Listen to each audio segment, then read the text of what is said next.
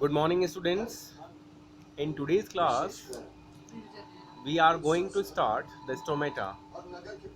That is a minute pore-like structure which are present at the surface of leaf as well as green stem surface. These are very tiny pores which are present on leaves through which exchange of gases takes place. Each stomata has a pair of guard cells which and controls the opening and closing of the stomatal pore. It means we can say through which diagram that is also shown there are two guard cells which surround a minute pore like opening. This complete structure is called stoma, and this pore is usually surrounded by guard cells. Guard cells often surrounded by epidermal cells to fulfill the requirement of water and other kind of substances whatever which required for the guard cells during exchange of gases. When water enters the guard cells it swells and the pore opens. It means closing and opening of stomata completely dependent on the water. If water enters inside the stomata, then guard cells will be rigid or turgid and it will be open. And when water move out or lost by the guard cells, the pore is shrink and guard cells become shrink and pore is closes. So the water content of epidermal cells and guard cells usually maintain the opening and closing of stomata. You can see at there is a open and closed, both type of stomatas are there. And in left hand diagram we can see this is a very microscopic view of plant leaf surface. In this diagram we are showing that guard cells, epidermal cells, how water takes exchange of water takes place within the both cells. Water diffuses into the guard cells which causes them to open. On hot dry day the guard cells have less water, they relax and the stoma close. It means that is a turgid state. Whenever it will open it's shown turgid state, and whenever they will closes they usually shown relaxing stages. Now there are two activities also in your NCRT.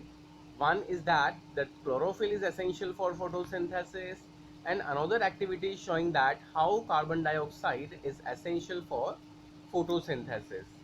We have to prove both kind of activities by the experiment. First of all, we are taking that how we can see that chlorophyll is very essential or necessary for photosynthesis process. You know that those organisms who contain chlorophyll they only can perform photosynthesis. Otherwise those who do not contain any kind of pigment they usually perform heterotropic nutrition. It means they cannot produce food inside their body by using of any kind of material. In this experiment we are taking a potted plant which has variegated leaf. Variegated leaf, that means which has more than two colors. For example, money plant leaf that have white and green color. On other hand, there are so many plants which has different kinds of color in their leaves.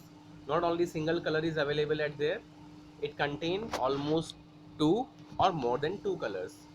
Now this plant we have to keep it in a dark room for 3 days. Why we are using and why we are keeping it in the dark room for 3 days only? Because whatever the starch are present in the cells of leaf that is used up by the plant during this time, because that is a very dark room, that's why photosynthesis cannot occur, and whatever the food present in the form of starch in their leaves that is completely used up by the plant. Now after 3 days it is completely neutral. It means they do not have any kind of food material in their leaves or in their cells as a stored food. Then keep it in sunlight for 6 hours. After that we have to keep it in the sunlight. Then take a leaf from the plant. Why we are taking and why we are keeping it in the sunlight? Because photosynthesis can occur for 6 hours, and glucose and starch, whatever the food material, that can be produced. Now then take a leaf from the plant and mark the green areas of the leaf on the sheet paper. Then dip the leaf in boiling water to make it soft. Then dip it in the alcohol and heat in it water bath to dechlorize it and remove the complete chlorophyll. By this process, we can remove the complete chlorophyll of cell of leaf, and after that it is completely decolorized leaf, and it is ready for the test. Then wash the leaf in water and dip it in dilute iodine solution. It will be seen that only the green parts of the leaf turns blue black. This shows that chlorophyll is essential for photosynthesis. Now the part which was green, actually that is only convert into blue black color, because earlier it was green. Due to that green color, chlorophyll is also present at that part. If chlorophyll is present, then it can perform photosynthesis.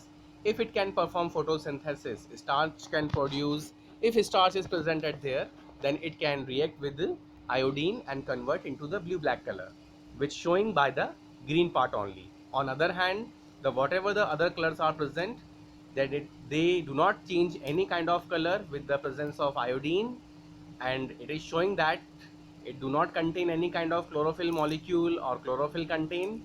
That's why they cannot produce starch, they cannot perform photosynthesis.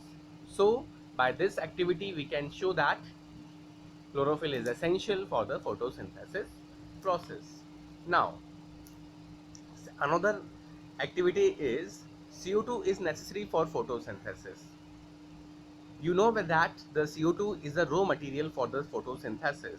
By using CO2 and water, plant perform photosynthesis and convert both the molecules or the compounds into the glucose. So CO2 is very essential for the carbon content, because carbon is a main source of food, and that is only intake by the CO2. And this CO2 is present in our surrounding, which is absorbed by the plant or intake by the plant during photosynthesis. How you can prove it that plant is intake CO2 or not? Now we are using this activity or performing this activity to prove that CO2 is intake by the plants during photosynthesis. Take two potted plants of the same size and keep them in the dark room. Again, that is same kind of procedure we have to repeat, because we want to consume all kind of starch and food material present inside the cells or leaf, that is consumed during this time. So that all the starch is used up, then keep it plant on separate glass plates. Keep a watch glass containing some potassium hydroxide near one plant to absorb CO2. Actually the potassium hydroxide is a chemical or the compound which has the property to absorb the CO2. If it is present nearby the plant, then plant cannot intake CO2. Reason behind that, because whatever the CO2 is present in the surrounding, it can absorb it, and which is not to be utilized by the plant. And the another plant which do not have any kind of potassium hydroxide nearby it, they can intake the CO2 very easily, because there is no any kind of chemical substance is there to absorb this CO2. That's why it can easily absorb the CO2. Okay, and the same kind of procedure we have to repeat again. We have to take out one leaf from both of the plant, and again same kind of procedure we have to repeat. First of all, boiling, washing, and react with iodine. Now what we are seeing that the plant which is kept near the potassium hydroxide, it cannot convert, or it cannot be converted into blue black color because starch is not there. And the plant which is which has which usually intake the CO2 by the during this activity, it can easily perform photosynthesis because there is no nearby potassium hydroxide is there, and starch can be produced by the photosynthesis process. So when it going to when we are going to react with this with iodine, then it can convert into the blue black color. So again we have proved that K CO2 is essential for the photosynthesis process by this activity. For the today's class, that is enough. Uh, Tomorrow we will start the completely new topic of life process.